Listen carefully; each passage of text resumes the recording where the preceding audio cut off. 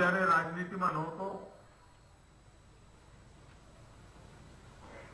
ત્યારે મેં ગુજરાતમાં જનસંઘનું કામ કરનાર સર્વે મહાનુભાવોને નિકટથી જોતો હતો. નાથાભાઈ ઝઘડા સંઘના પ્રચારક, દાગીના ઘડવાનું કામ ભૂતકાળમાં સોની કામ કરતા હતા અને બધું છોડીને મનુષ્ય ઘડવાના કામમાં લાગ્યા હતા અને સાયકલ પર પ્રવાસ કરે.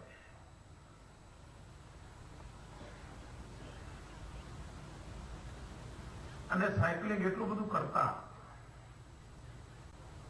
અને એ વખતે તો સાબરમતી કે કાળીગામ આવવું હોય તો આવી સ્થિતિ નહોતી. વચ્ચે ખેતરો આવે, રેતના પટ આવે, એવા દિવસો હતા. એ જમાનામાં સરકાર કે આપણને હેરાન કરવામાં બાકી નહોતી રાખતી. તો એમના ડી સ્ટાફના લોકો ફોલો કરતા હોય કે આ જનસંઘ વાળા ક્યાં ફરે છે બધા. તો એક આઈબી વાળો ભાઈ નાથાલાલ ઝઘડાની શું પ્રવૃત્તિ ચાલે છે જોવા માટે એમની પાછળ મૂકેલો. દિવસભરનું જે નાથાલાલ ઝઘડાનું સાયકલિંગ હતું તો એક દિવસ તો પેલો આઈબી વાળો ફોલો કરી શક્યો.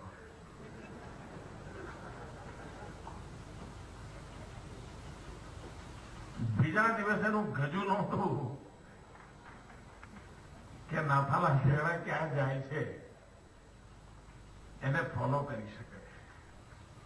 કહેવાનો તાત્પર્ય એ છે મિત્રો કે 4 પેઢી ખપી ગઈ છે આ પાર્ટી બનતા. અનેક કુટુંબો ખપી ગયા છે.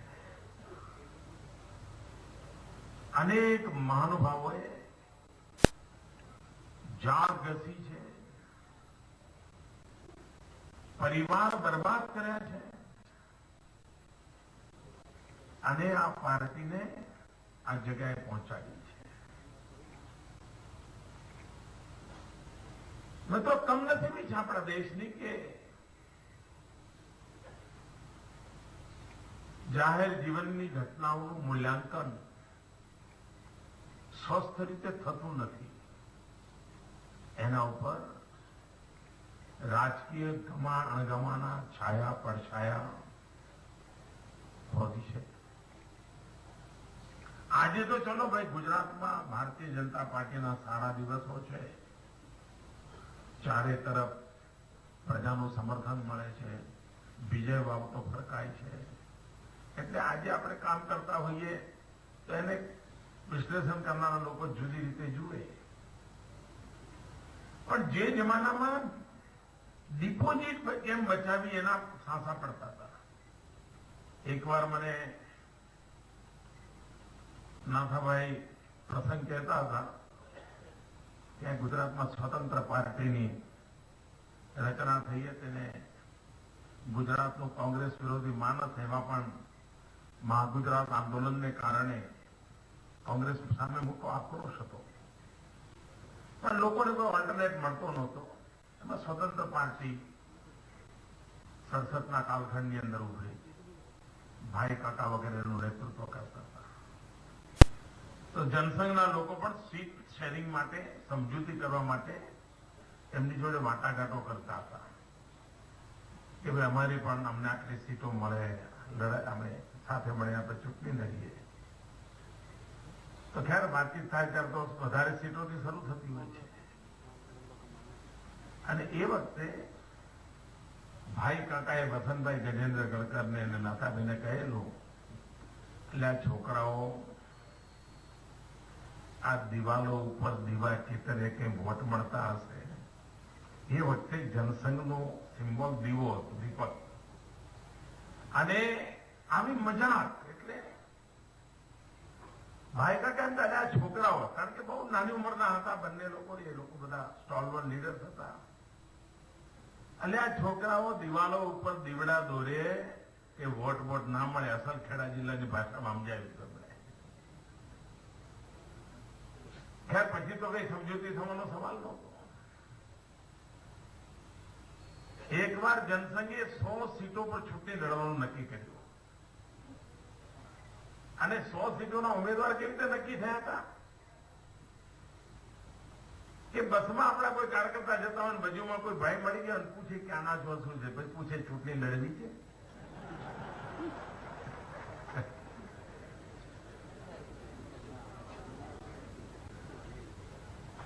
તો પેલો કે શું કરવું પડશે? બનતા સુધી એ વખતે 250 રૂપિયા ડિપોઝિટ હતી.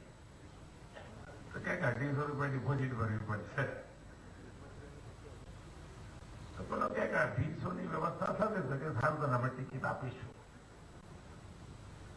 ડિપોઝિટના પૈસા કાઢવાની તાકાત હોય તો આપણે ટિકિટ આપતા. એ દિવસો હતા આપણા.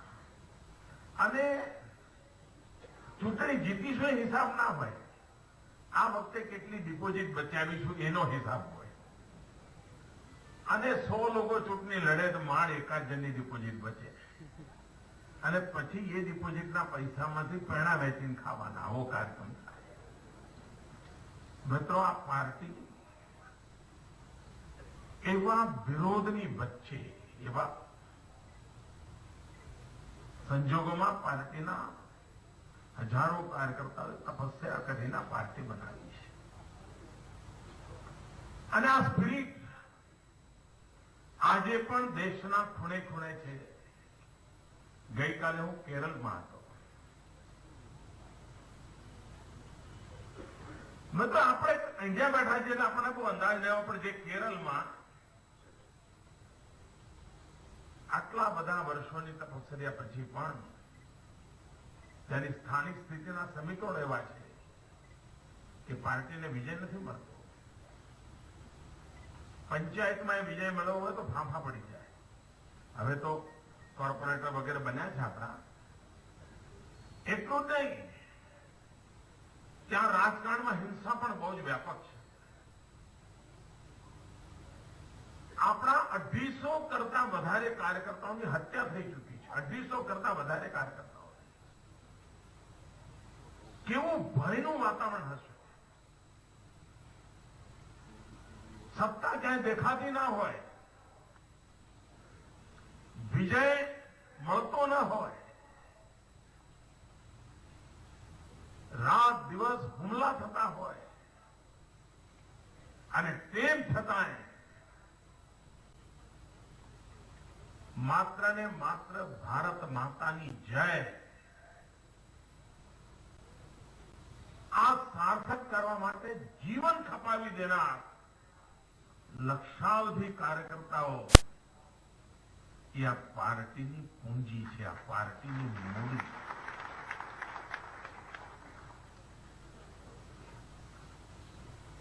અને તેથી ભાઈઓ, આજે તો હિન્દુસ્તાનના વિભાજકો આ ભારતીય જનતા પાર્ટીનું મૂલ્યાંકન કરી શકે કે કેમ, એના કાર્યકર્તાઓની ત્યાગ તપસ્યાનું મૂલ્યાંકન કરી શકે કે કેમ, એ મારા મનમાં પ્રશ્ન છે. અને તેમ છતાંય ભારતીય જનતા પાર્ટીના લક્ષાવધિ કાર્યકર્તાઓ કાર્યરત છે. આપણા માટે એક મોટી સંતોષની બાબત છે મિત્રો, જ્યારે દેશમાં કોંગ્રેસના કુકર્મોને કારણે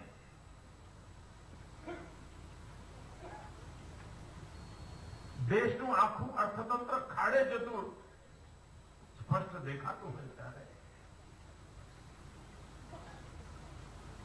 સામાન્ય માનવીની સુરક્ષા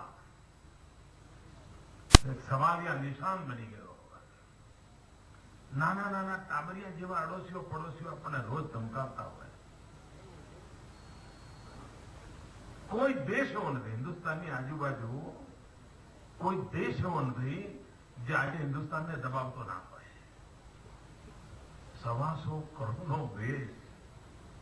નહીં તો આજુબાજુના એમ લાગુ છે ભાઈ તમે છો ને અમને ચિંતા નહીં, બસ અમે શાંતિથી જીવીશું, તમે છો ને, એવો ભાવ હોય. એના માટે ઊંધું છે. અને એનું મૂળ કારણ દેશને જે પ્રકારનું નેતૃત્વ મળવું જોઈએ, જે પ્રકારની સરકાર મળવી જોઈએ, જે પ્રકારે સરકાર ચાલવી જોઈએ, એમાં ગયા 10 વર્ષ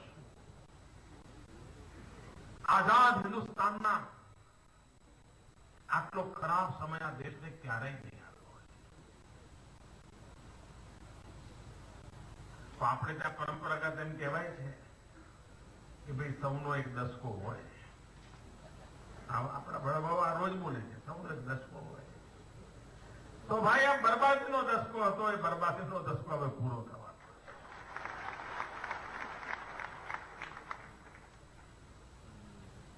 મારા કરતા તો અડવાણીજીનો જાહેર જીવનનો અનુભવ ખૂબ વિશાળ છે, વ્યાપક છે. અને એ જયારે એનું મૂલ્યાંકન કરીને કહેતા હોય કે 2014 પછી દેશની આશા આકાંક્ષાઓની પૂર્તિ થાય એવી સરકારની સંભાવના નિશ્ચિત બની ગઈ છે.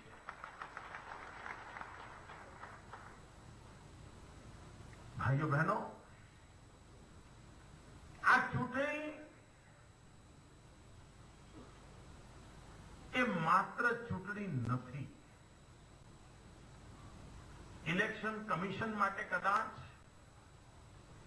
એ ચૂંટણી હશે, એનું કોઈ સમયપત્રક હશે, મતદાનની તારીખ હશે, ઉમેદવારોના ફોર્મ ભરવાની તારીખો હશે, ફોર્મ ભરાતા હશે, ચકાસણીઓ થતી હશે, પાછા ખેંચાતા હશે.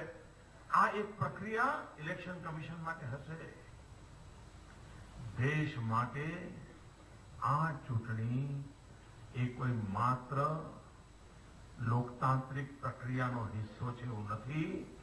દેશ માટે આ ચૂંટણી, આ રાષ્ટ્ર આવનારા દિવસોમાં કઈ દિશામાં જશે, આપણું ભવિષ્ય કેવું હશે, આપણી આવનારી પેઢીઓનું ભવિષ્ય કેવું હશે, વિશ્વમાં ભારત કેવી રીતે ઉભું હશે, એનો નિર્ધાર કરવા માટેની ચૂંટણી. આ ચૂંટણીને કોણ ઉમેદવાર બન્યો અને સામે કોણ આવ્યું ને કોણ પડ્યો ને કોણ રહ્યો એ પૂરતી સીમિત નથી. હાર જીતનો મુદ્દો ઉમેદવારોનો નથી મિત્રો. હાર જીતનો મુદ્દો ભારતના ભાગ્ય સાથે જોડાયેલો છે. અને તેથી આ ચૂંટણીમાં ઘેર ઘેર એને જગજોડીને કહેવું પડશે કે ભાઈ આજે આપણો દેશ જે સ્થિતિમાં છે એ તને મંજૂર છે? તને નથી લાગતું કે દેશની સ્થિતિ બદલવી જોઈએ? અને મને વિશ્વાસ છે સામાન્યમાં સામાન્ય માનવી આપણી આ વાત જોડે સહમત થશે. એને વર્ષોથી કોઈ એક રાજકીય પક્ષની કંઠી બાંધી હશે તો પણ કહેશે. મને હમણાં એક થર્ડ ફ્રન્ટની સાથે કામ કરનાર એક નેતા મળી ગયા. મને કે સાહેબ અમારું જે હોય તે, તો મારું કુટુંબ તો તમને વોટ આપવાનું છે.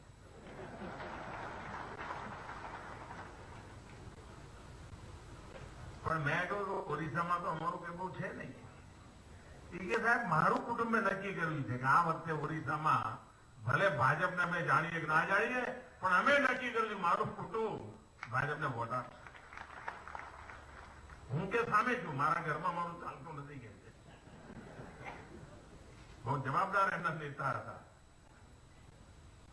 ભાઈઓ બહેનો, એનો અર્થ એ થયો કે સમગ્ર દેશમાં એક આશા અને અરમાન લઈને આ ચૂંટણી આવી છે. આ ચૂંટણી ભવ્ય ભારતનું, દિવ્ય ભારતનું બીજારોપણ છે દોસ્તો, બીજારોપણ.